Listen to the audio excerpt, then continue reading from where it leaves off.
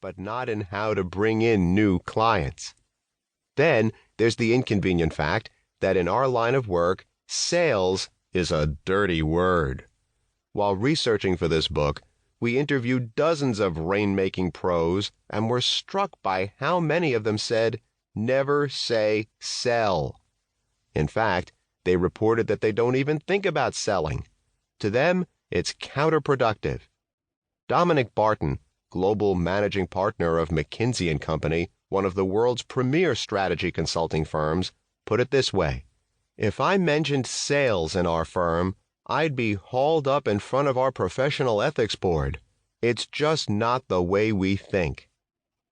On top of that, our consulting niches are becoming more specific as they become more global.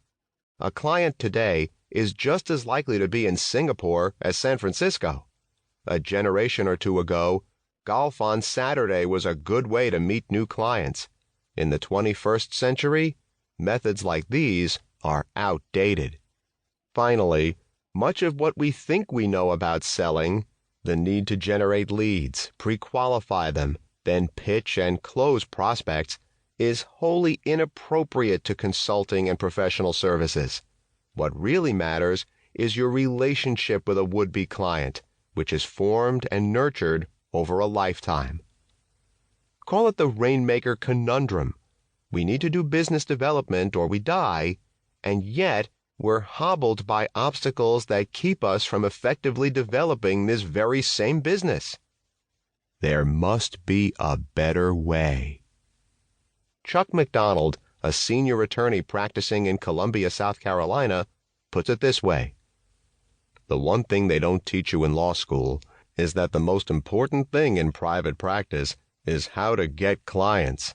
You find out fairly early whether you are going to be able to do that, which enables you to climb the ladder within a firm structure. If you're not a fungible good. There are what we call worker bees, but they just don't get the same, frankly, respect within the firm or the same compensation. So it is a very important component." And so, it's strange to us that more isn't written about business development in the consulting and professional services trades. A quick Amazon search of books on the topic of leadership generates a staggering 191,348 listings.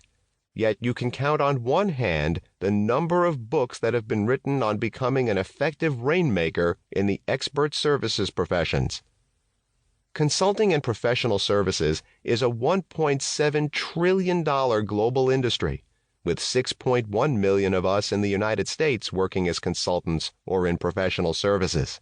As the U.S. economy has shifted from manufacturing to a more knowledge-intensive economy, the consulting and professional services sector has expanded, enjoying growth that outpaces the wider economy. While gross domestic product grew on average 2.2% over the last 2 years, the consulting and professional services sector grew on average an astonishing 11.5%. That's 5 times as fast. It is high time we got smart about how to connect with those we can best serve. The promise of how clients buy. We will help you understand how clients buy consulting and professional services. This knowledge will increase the number of clients you have and earn you more money. More importantly, it will cause your expertise to find its home, solve more problems, and make the world a better place. To be clear, this is not a book on the sales funnel, selling techniques, better prospecting, persuasion, closing, or negotiation tactics. Instead, we describe the client's buying decision journey, knowing that it is this perspective that can give rise to a business development approach based on service and not manipulation. 10 qualities you do not need to benefit from this book. A certain size. You can work for a 400,000-person global IT services firm or have recently spun out on your own into a sole proprietorship.